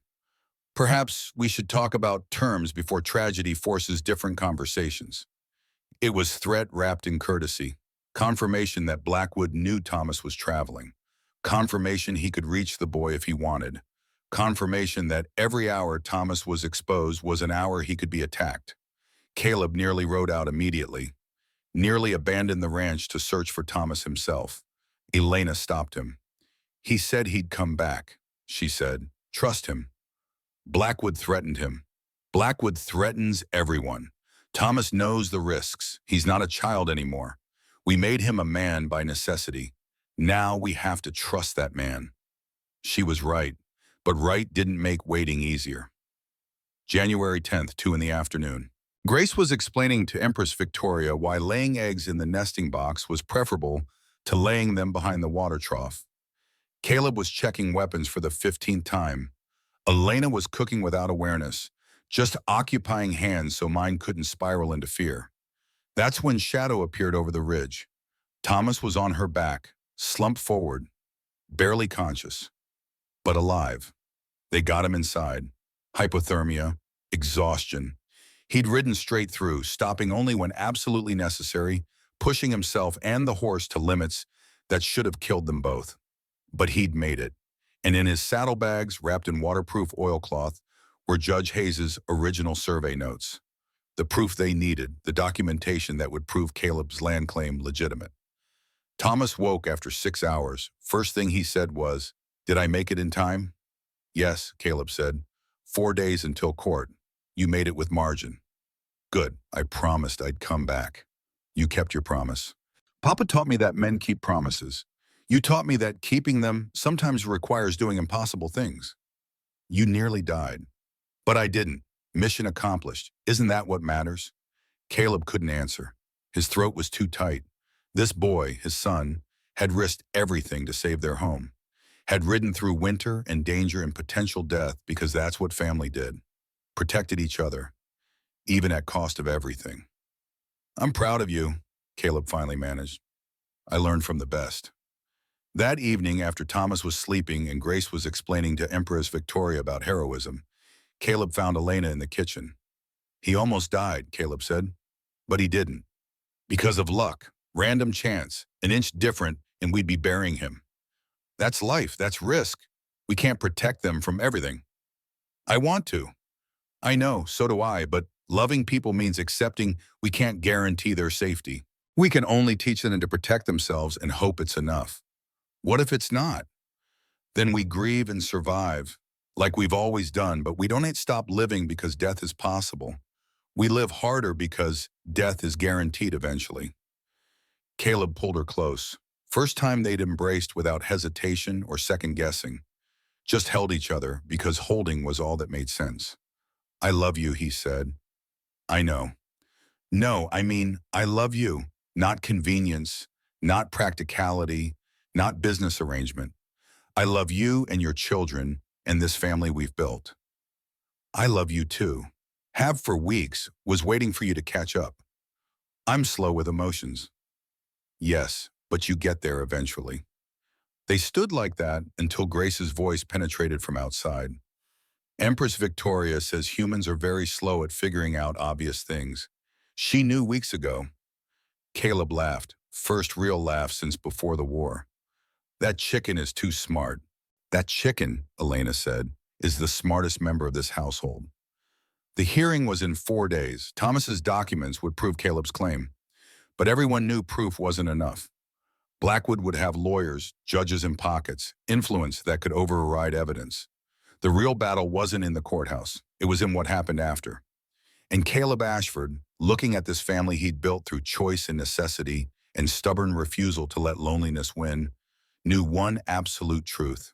He would do anything to protect them. Anything at all. Even if that meant becoming the kind of man James Corrigan had saved him from becoming. Even if that meant crossing lines he'd sworn never to cross. Because love wasn't just building homes and sharing meals and holding hands by firelight. Love was also being willing to destroy anyone who threatened what you'd built.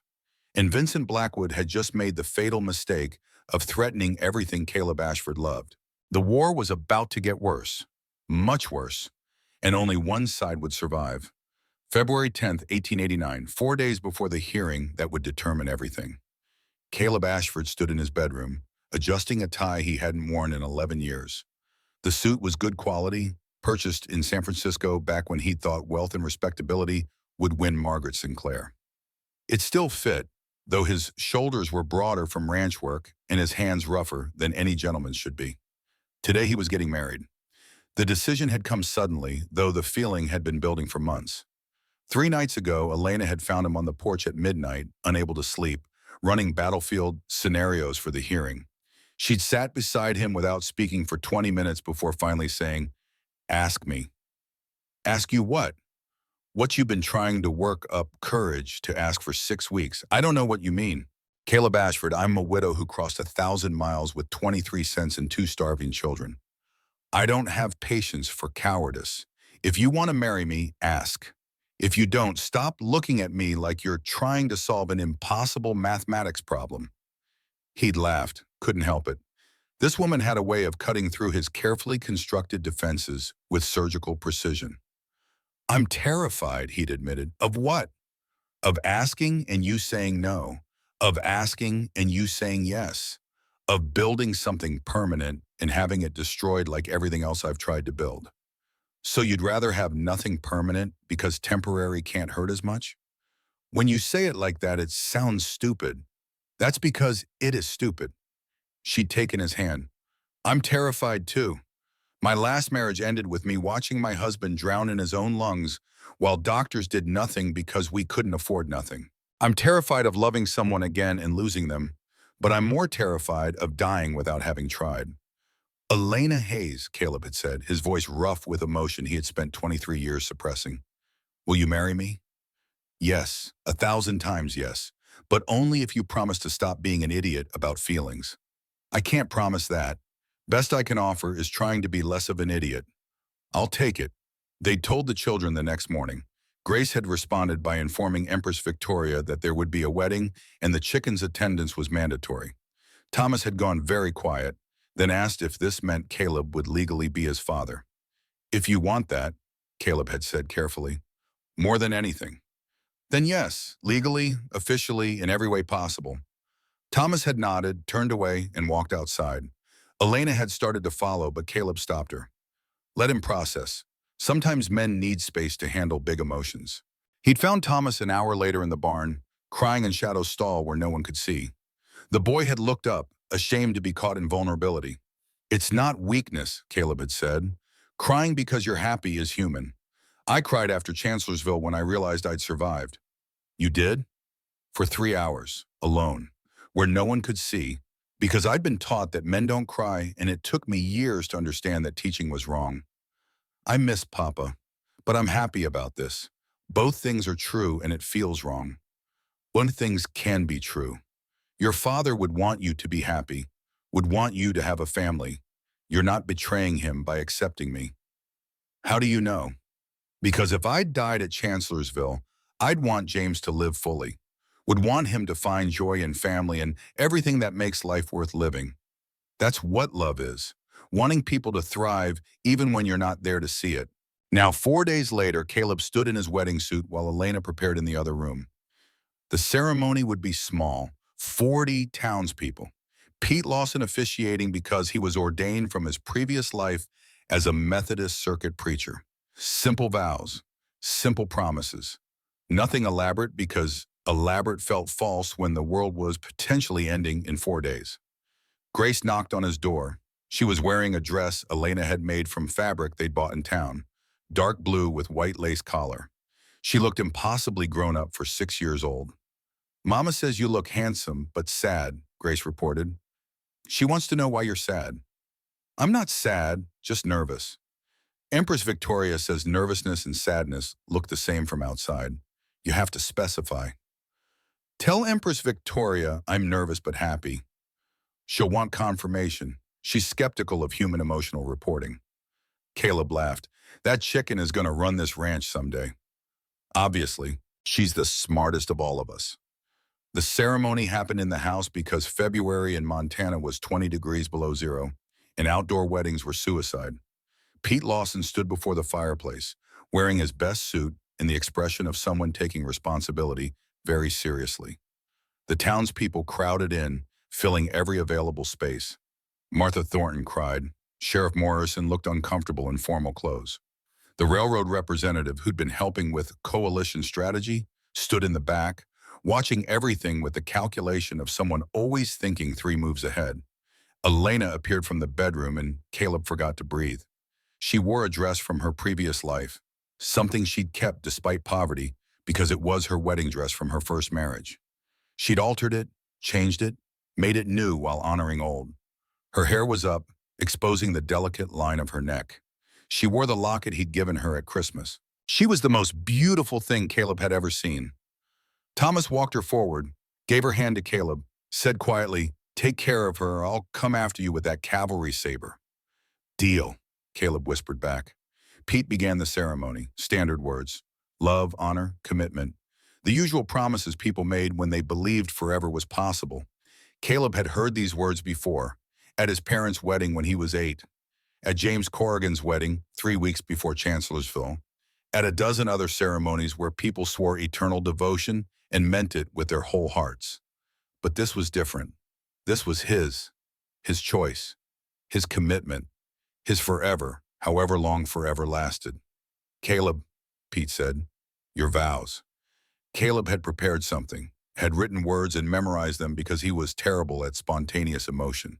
But standing here, looking at Elena, looking at Thomas and Grace, looking at 40 people who'd chosen to witness this moment despite danger and winter, and the very real possibility that everything could be destroyed in 4 days, the prepared words felt inadequate. So he spoke from somewhere deeper than preparation. Elena, I survived the war so I could stand here today. I survived 23 years of loneliness and grief so I could meet you. I survived everything the universe threw at me because this moment was waiting. I promise to protect you with everything I have. I promise to be the man your children need. I promise to love you even when love is hard. I promise to fight for this family with my last breath. And I promise that whatever comes in 4 days, or 4 years, or 40 years, you will never doubt that choosing me was right. Elena's eyes were wet. She composed herself, then spoke her own vows. Caleb, you found me when I was dying. You gave my children hope when they had none. You showed Thomas what strength looks like. You showed Grace that safety is possible. You showed me that love doesn't end when death comes. I promise to stand beside you in every battle. I promise to build a home worth fighting for. I promise to remind you every day that James Corrigan's sacrifice was worth something because you're standing here alive, choosing love. And I promise that no matter what Vincent Blackwood or anyone else tries to take from us, they can't take this. This moment, this choice, this family we've built from nothing and 23 cents. Pete pronounced them married. Caleb kissed Elena for the third time in their relationship. The first had been Christmas Eve, tentative and questioning. The second had been 3 nights ago, when she'd accepted his proposal, desperate and relieved. This third kiss was different. This was promise. This was commitment. This was forever as much as humans could promise forever. The townspeople applauded. Grace announced that Empress Victoria approved of the union. Thomas looked happy and determined all at once, his face cycling through emotions too complex for 11 years old, but somehow managing all of them. The celebration was brief. Food, conversation, the standard wedding elements compressed because everyone knew what was coming. In 4 days, Caleb would go to court and fight for everything they just celebrated. And after the court, regardless of outcome, Vincent Blackwood would make his next move. As the townspeople were leaving, Sheriff Morrison pulled Caleb aside. Judge Hayes was attacked 2 nights ago, he said quietly. Caleb's blood went cold. How badly? Beaten unconscious. Documents stolen. Still hasn't woken up. The survey notes? Gone. Everything stopped. The documents Thomas had risked his life to retrieve. The proof they needed to win in court. Gone. Stolen by men who'd beaten an old blind man to get them. Can we postpone the hearing? Caleb asked. Judge Walter says no. Blackwood's lawyers are arguing that delay is admission you have no case. Judge Hayes was supposed to testify. Now he can't. Documents are gone. You've got nothing. We have Thomas's testimony. He saw the notes. Can describe them. Hearsay. 11-year-old boy's word against Blackwood's lawyers. You know how that ends? Caleb did know. Without physical evidence, without Judge Hayes' testimony, the case collapsed. Blackwood would win by default, would take 200 acres, including the creek, would destroy Silver Ridge Ranch strategically and economically, would have won through violence and theft. After Morrison left, Caleb told Elena, watch the hope drain from her face, watch determination replace it. Then we prepare for what comes after, she said. Which is war, real war, not legal battles or coalition strategies. Blackwood made his choice. Now we make ours. That night, the coalition met one final time. Pete Lawson, Henderson, Wilson, the others. Men who'd chosen resistance over capitulation. They gathered in Caleb's barn, breath fogging in freezing air, discussing options that ranged from desperate to suicidal. We could ambush Blackwood before the hearing, Henderson suggested. Make it clear that legal victory won't mean safety. That's murder, Pete said. It's war, different rules. No, we're not killers. The moment we cross that line, we become what we're fighting against. They argued for 2 hours, reached no conclusion except grim acknowledgement that they'd probably lost. That Blackwood had been smarter, more ruthless, more willing to do whatever necessary. that fighting with honor against someone with none was strategic disadvantage. As they were leaving, a rider arrived. Alone, unarmed, carrying white flag, Vincent Blackwood. He dismounted slowly, careful to show he was no threat. 56 years old, wearing wealth like armor, carrying himself with confidence of someone who'd never really lost. Major Ashford, and he said, "Congratulations on your marriage. I heard it was lovely. Get off my land.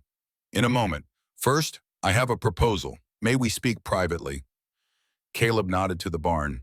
They went inside, leaving the coalition members outside. Whatever Blackwood wanted to say, Caleb would hear it. Know your enemy. Basic military strategy. "I'm withdrawing my legal claim," Blackwood said without preamble. Caleb stared. "What?" "The survey dispute. I'm dropping it. You keep all 600 acres. Full water rights. I'll pay $10,000 in restitution for damages caused by the fire." "Why?" "Because I had a visitor yesterday. My son. Haven't seen him in 15 years. He came to Helena on business, heard about my activities, decided to investigate." Blackwood looked old suddenly, tired. He asked me who I'd become, asked if wealth and power were worth losing him, asked if I even remembered why I was fighting so hard to acquire more when I already have more than I can spend in 10 lifetimes. "And what did you tell him?" "Nothing." I had no answer, because the truth is I've been fighting for so long I forgot what I was fighting for. Started as survival after the war, became habit, became obsession, became the only thing I knew how to do. Blackwood sat on a hay bale, sudden human instead of Titan. "Your boy rode to Helena in a winter storm to save your land. Risked his life for family. My boy had to track me down because I haven't visited him in 15 years. You have sons. I have money.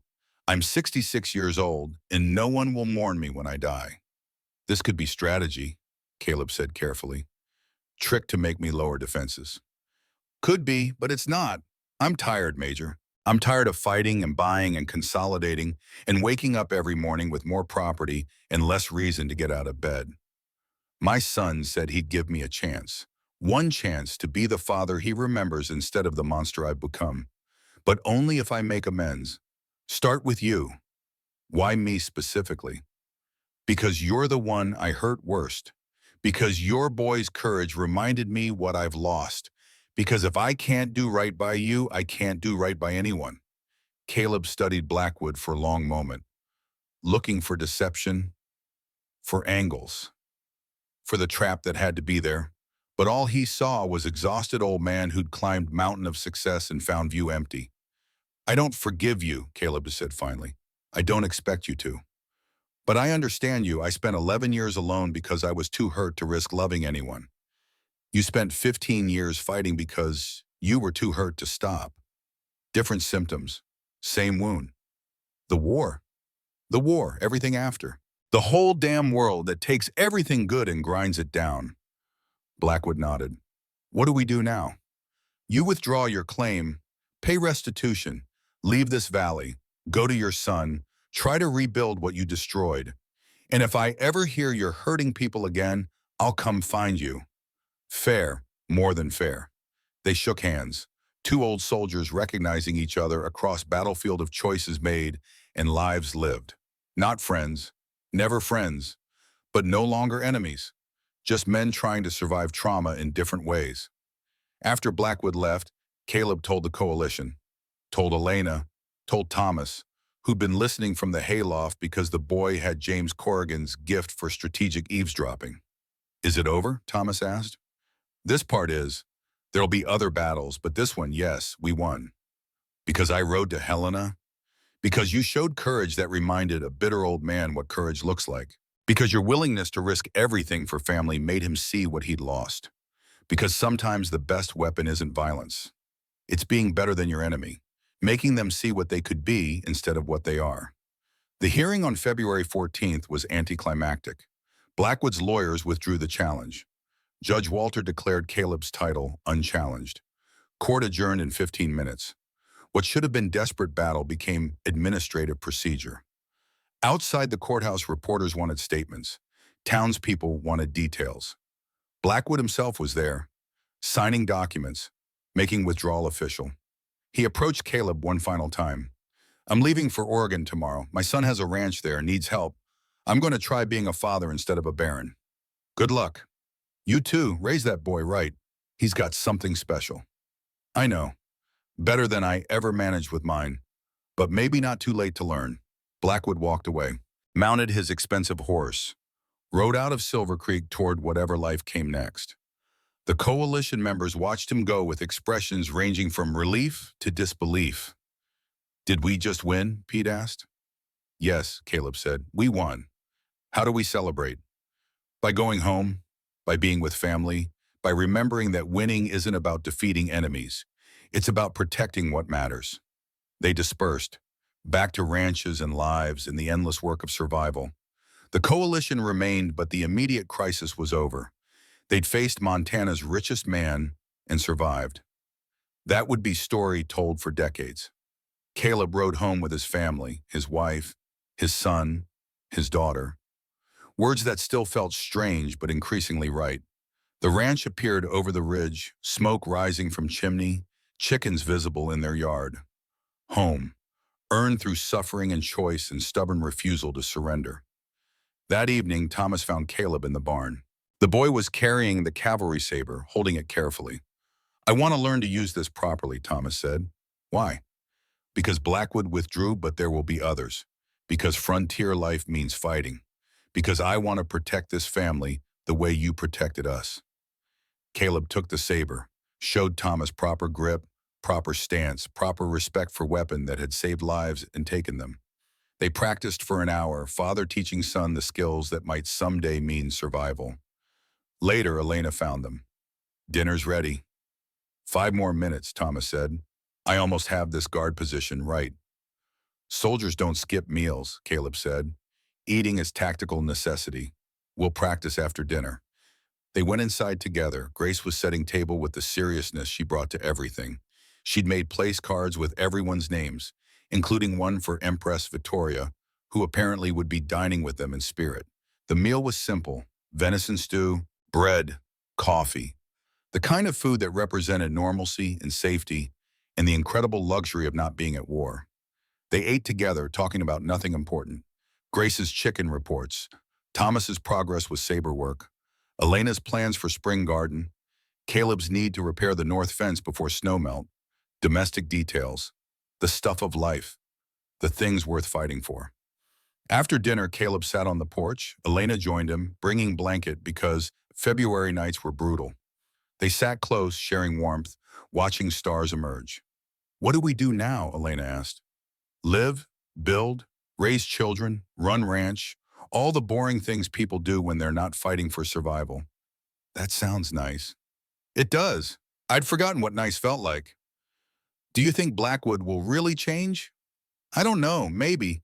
People can change if they want to badly enough. I changed, you changed, we all changed. What changed you, really? Caleb thought about that. About the trajectory from battlefield to loneliness to family. About the choices that led here. About 23 years of grief finally transmuting into something resembling peace. You, he said finally. Thomas, Grace, you changed me by refusing to let me stay broken, by insisting that I was worth saving even when I'd given up on myself. We didn't do anything special. You existed. You needed me. You gave me reason to be more than just survivor. You made me want to live instead of just continuing. Elena kissed him, soft and slow and full of promise. I love you, Caleb Ashford. I love you too. Took me long enough to admit it. Yes, but you got there eventually. They sat until cold drove them inside. The house was warm, lit by fire and candles. Thomas was reading. Grace was drawing another chicken portrait, this one featuring Empress Victoria wearing a crown. Normal life. The kind Caleb had thought impossible. 3 weeks later, Elena told him she was pregnant. They were in the kitchen, morning light streaming through windows, coffee brewing, the smell of breakfast filling air. She'd been sick for days, trying to hide it, trying to keep working through nausea. Caleb had noticed but hadn't pushed. Elena would tell him when ready. I'm pregnant, she said suddenly. No preamble, just facts stated plainly. Caleb froze, coffee cup halfway to mouth, brain trying to process information that didn't quite compute. You're sure? Yes, 3 months probably. I didn't realize at first because of stress and everything with Blackwood. But yes, I'm sure. How do you feel about it? Terrified, excited, overwhelmed, all of it simultaneously. How do I feel about it? I don't know. Tell me. Caleb set down his coffee, tried to find words for emotion that was too large for vocabulary. I'm going to be a father. Actually, biologically be a father. I never thought. After Margaret left, I gave up on that possibility. Accepted I'd die alone. And now I'm married with 3 children and a 4th coming, and I don't know what to do with this much happiness. You're happy? Yes. Terrified but happy. Is that normal? I think so. When I was pregnant with Thomas, William was terrified.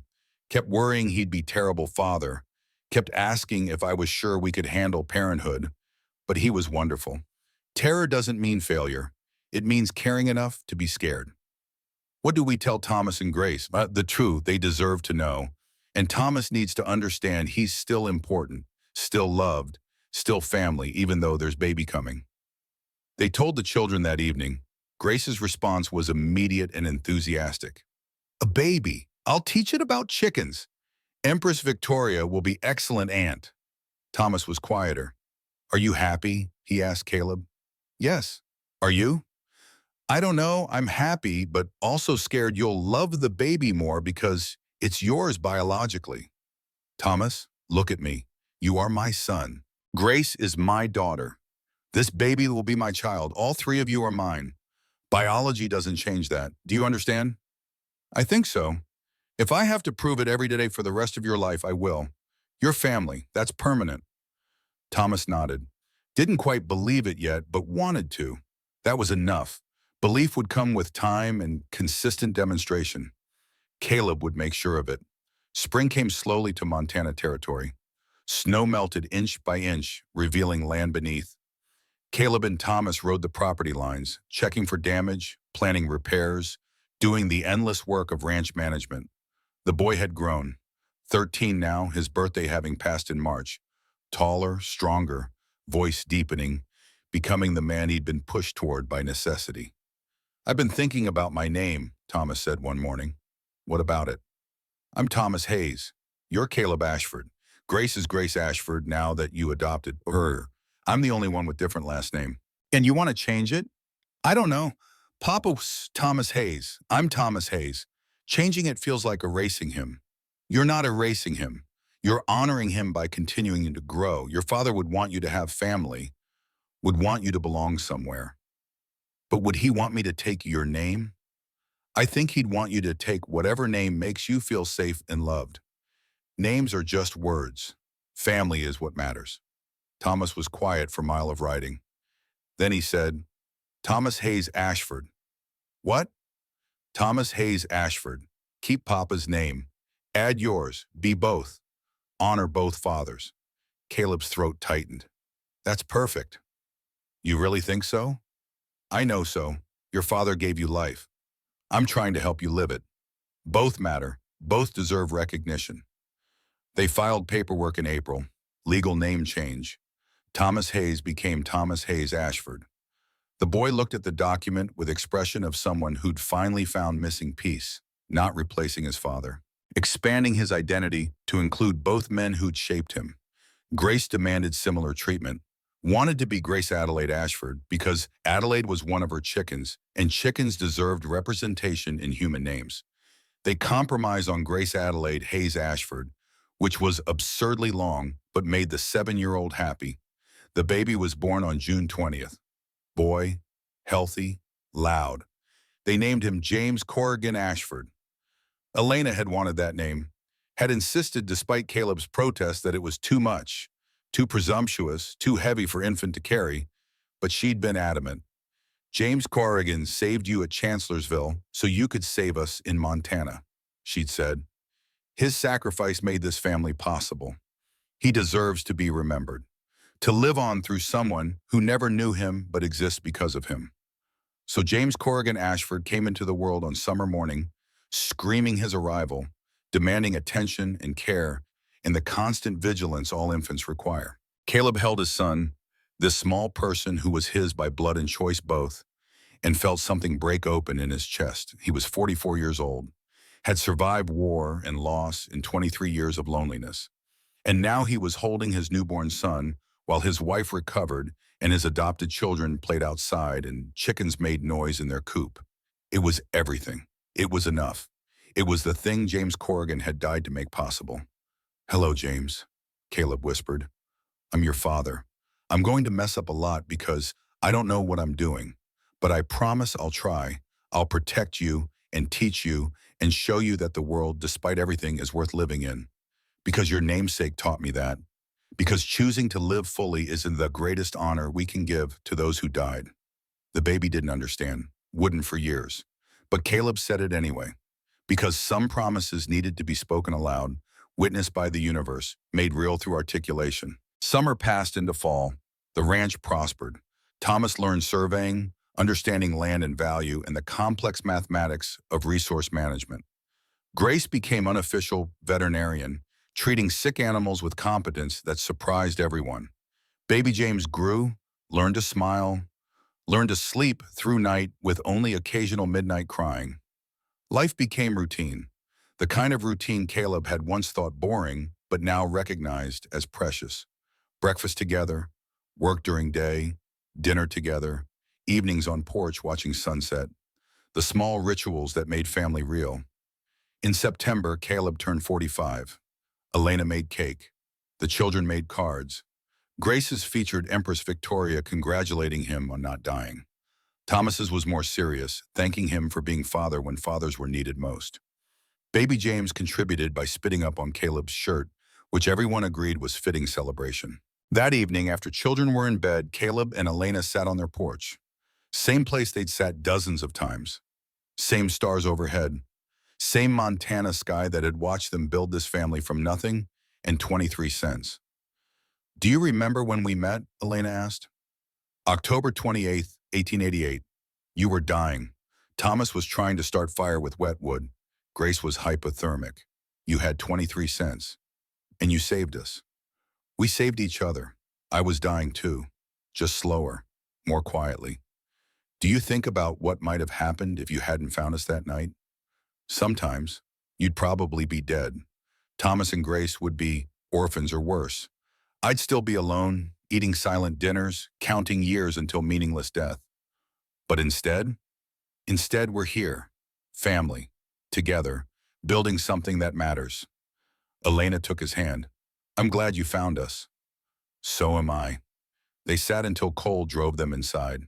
The house was warm, full of sounds of sleeping children, full of life, full of everything that made existence worthwhile. Caleb locked the door, checked windows, performed the nightly security ritual that war had taught him, and fatherhood reinforced.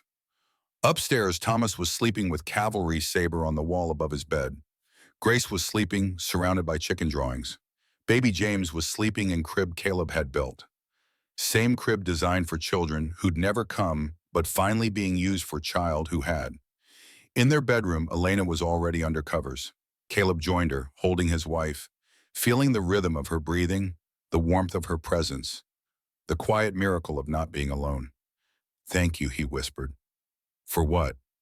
"For refusing to let me stay broken, for being brave enough to build this with me, for giving me family when I'd given up hope of having one. Thank you for finding us, for choosing us, for proving that sometimes desperate people in impossible situations can find each other and build something beautiful." They fell asleep holding each other.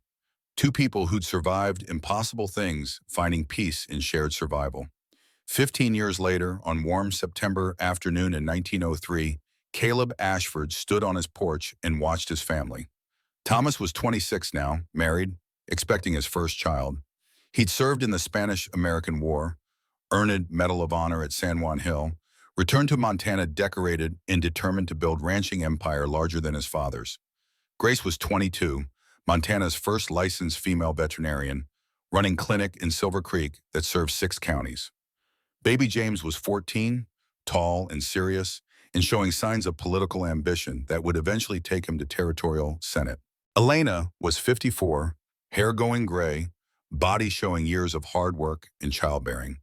In the thousand small compromises women made to survive frontier life, she was the most beautiful thing Caleb had ever seen. "What are you thinking about?" she asked, coming to stand beside him.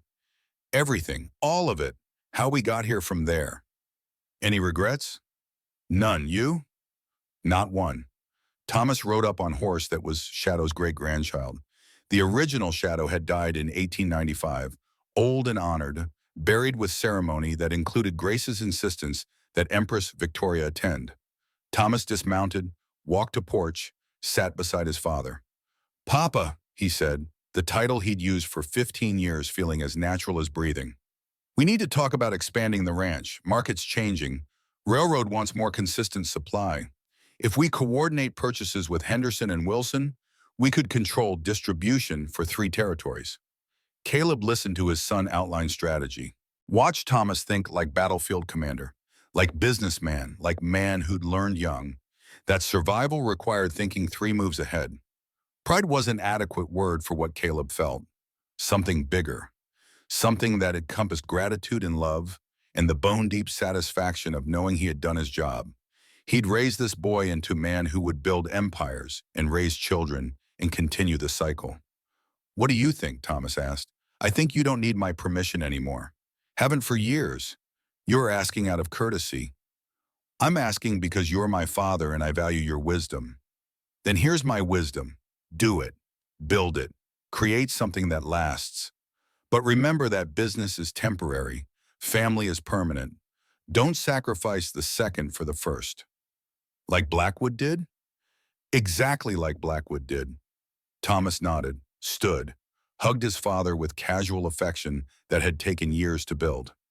"Thank you for everything. I know I don't say it enough. Hey, you show it.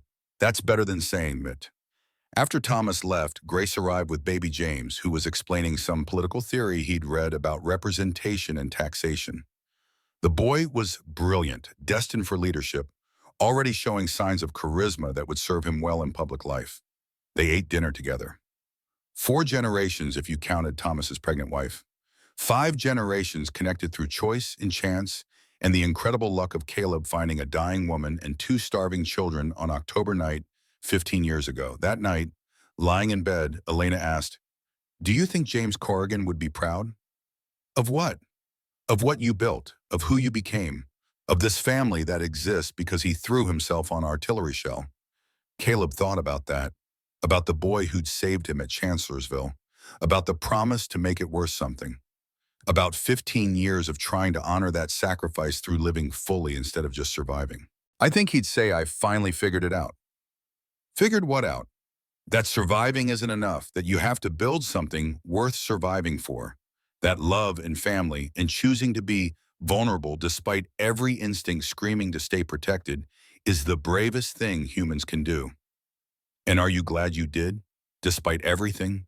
Despite the fear and the risk and the very real possibility it could all have gone wrong?" "Yes, 1,000 times yes. This family, this life, this moment right now is worth every risk, worth everything." Elena kissed him. "I love you, Caleb Ashford. I love you too. Have since you scared me into proposing by threatening to make me die alone if I didn't find courage." That was good strategy. Best strategy. Worked perfectly. They fell asleep holding each other, same as they had for 15 years, same as they would for many more. Caleb died in 1925 at age 72. Elena lived to 89. Thomas Hayes Ashford had 4 children and 19 grandchildren. Grace's veterinary practice treated animals across Montana until her retirement in 1943.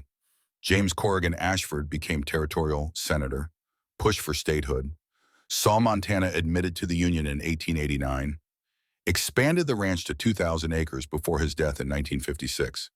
The ranch remained in the family. 7 generations, still operating, still profitable, still built on foundation laid by man who'd survived war and loneliness and found family in desperate widow with 23 cents and 2 starving children.